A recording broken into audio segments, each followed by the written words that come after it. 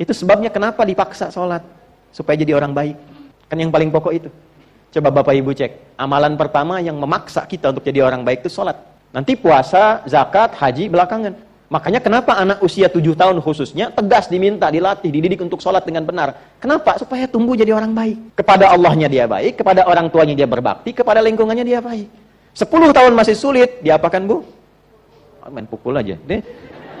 Saya bingung sama ibu hari ini. Anak kurang baik dipukul.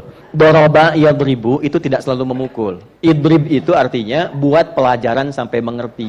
Innallaha la yastahi ayyadriba mathala. Di situ ngasih contoh. Al-Baqarah ayat 26. Allah memberikan contoh. Berikan contoh pada anak supaya dia mengerti kalau meninggalkan sholat akibatnya begini. Kalau di Arab tradisinya pukul-pukul biasa. Ya, kita dibalik bisa dengan contoh yang lain.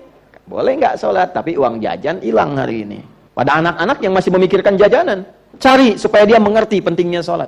Buya, kenapa harus sholat? Ahmad tanya, supaya Allah sayang dengan Mas. Kalau Allah sayang, nanti mainan dikasih. Buya dikasih sehat. Bunda dikasih sehat. Kita bisa jalan-jalan lagi. Ayo udah sekarang kita sholat. Nanti waktunya belum tiba. Supaya mengerti. Nah, itulah di awal itu, sejak TK itu sholat. Supaya jadi anak baik. Alhamdulillah di Indonesia ini sudah advance. TK sudah manasik. Betul ya? Gak apa-apa, gak salah. Tidak salah ya. Cuma sholatnya diperbaiki. Nah, kalau sudah demikian, terbentuklah sifat baik yang muncul dari iman.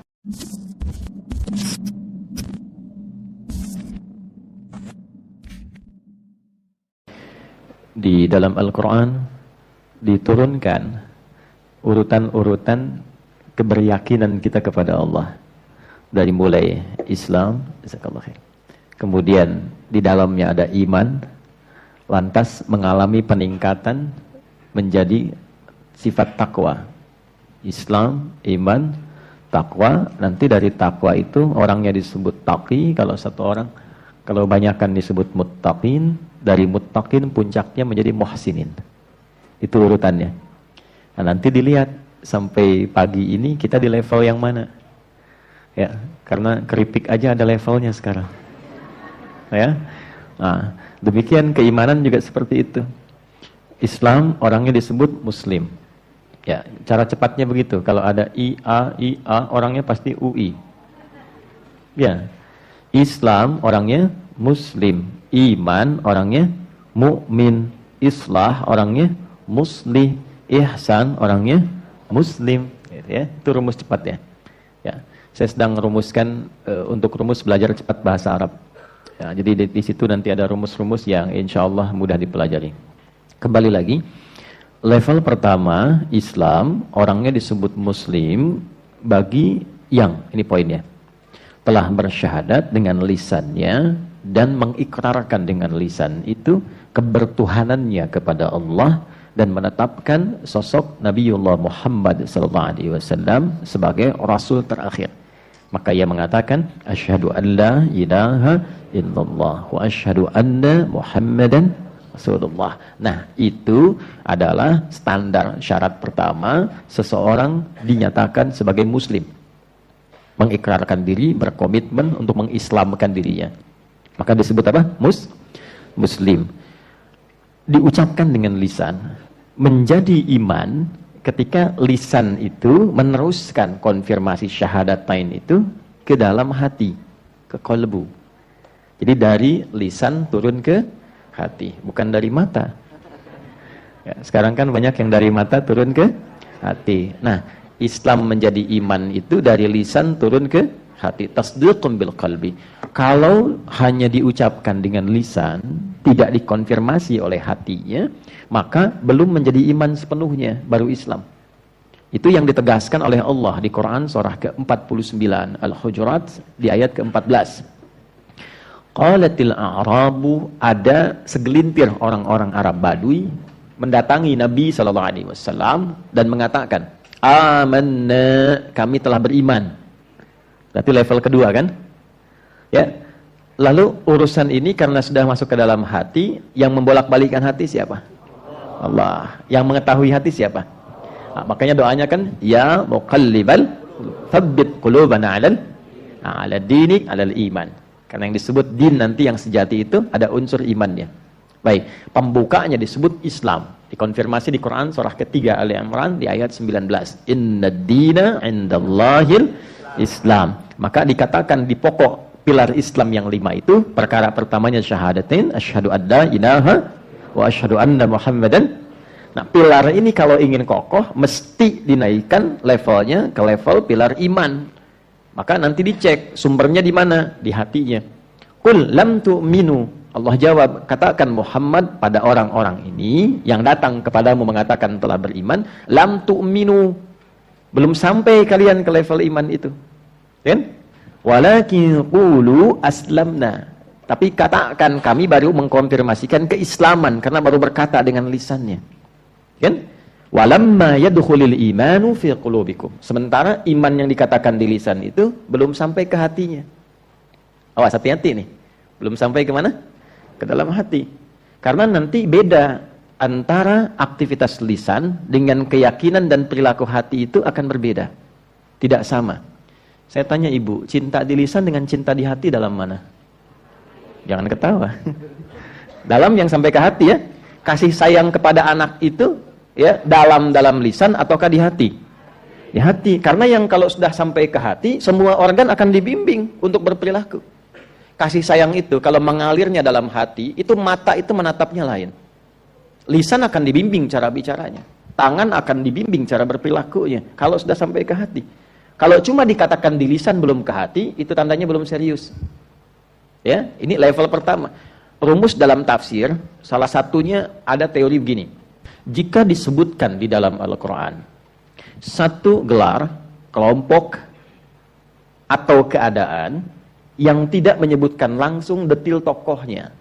Siapa ia, kapan kejadiannya, ini menunjukkan peristiwa itu akan terjadi lagi di masa yang berbeda, dengan tokoh yang berbeda, tapi dengan substansi yang serupa.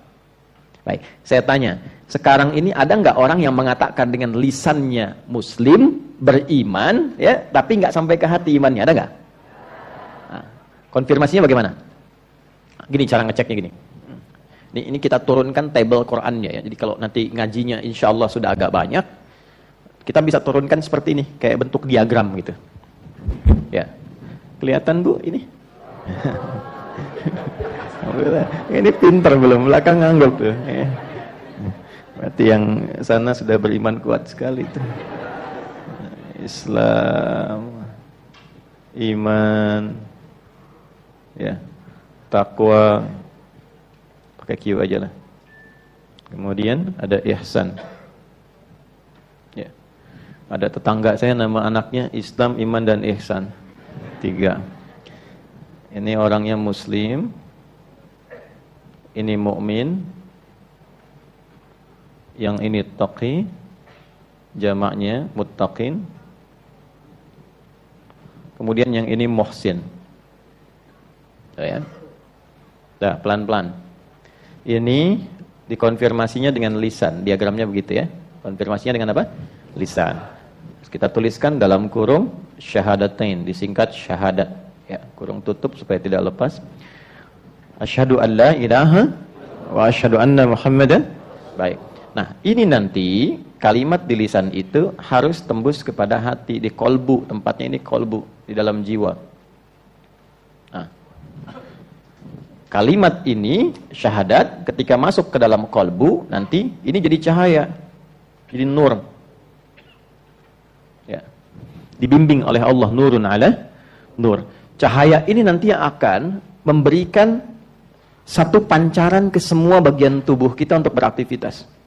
Ya, karena sudah mengatakan asyhadu an la ilaha Allah. Di sini disebutkan Allah di lisannya. Asyhadu an la ilaha illallah. Nanti kalau sudah sampai ke hati, ke kalbu, ya, dia jadi cahaya di dalam kalbu kita, dikonfirmasi ketika mendengar nama Allah ada getaran di sini nanti. Ya, getarannya beda dengan getaran-getaran lain. Kan di dunia ini ditampakkan berbagai macam getaran untuk mengkonfirmasikan perbedaan antara getaran keimanan ini dengan getaran yang lainnya. Anda kalau ke sini pakai mobil agak kencang, lihat polisi, kan ada getaran di hati kan? Ya kan?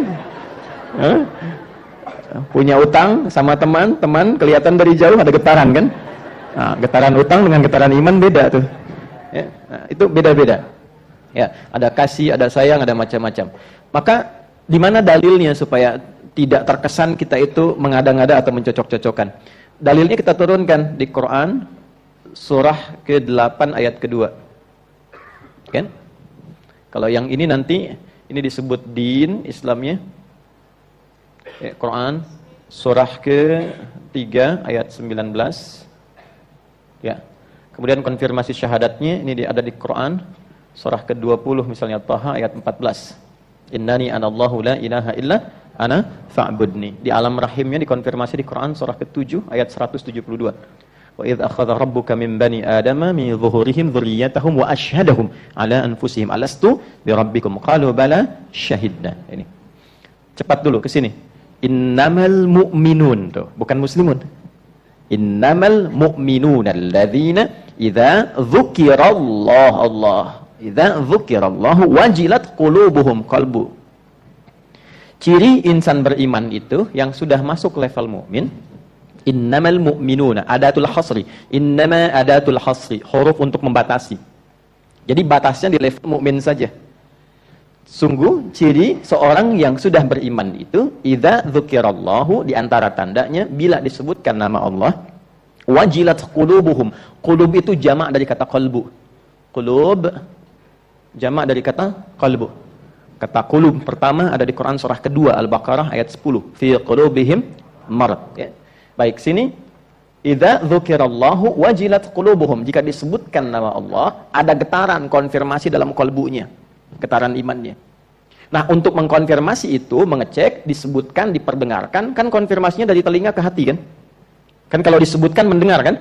Nah, dari telinga ini dikonfirmasikan ke hati, ada getaran, diperdengarkan di telinga kita. Telinga bahasa Arabnya udhun. Udhunun, jamaknya adzan. Maka dalam adzan diperdengarkan sampai ke telinga kita. Setiap hari 5 kali pergantian waktu. Dari subuh, awal kita beraktivitas, sampai ke malam ke isya. 5 kali. Subuh, zuhur, asar, maghrib, isya. Jadi pagi dicek ada iman nggak? Ke siang ada iman nggak? Ke sore ada iman nggak? Menjelang malam ada iman nggak? Sampai mau tidur beriman nggak? Ya, karena nanti iman itu dijaga dengan level keislamannya. Wala tamutunna illa wa antum. Jangan sampai wafat kecuali menjadi apa? Muslim. Muslim di situ nanti disandingkan dengan takwa, bukan sekedar muslim, tapi muslim yang sudah membawa sifat takwa.